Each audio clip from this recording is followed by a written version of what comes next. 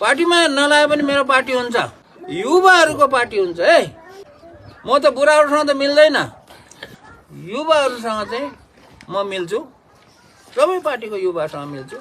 युवाहरूलाई चाहिँ म चाहिँ सकभर मिलाउने प्रयास गर्छु। युवाहरूले भनेको मान्छ,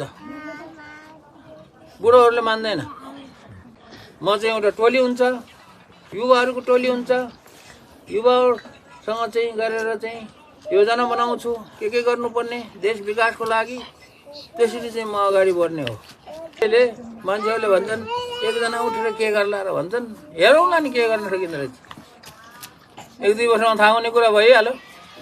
सकिएन भने कोसिस गरेको सकिएन भन्नु पर्ला नि, हो कि होइन?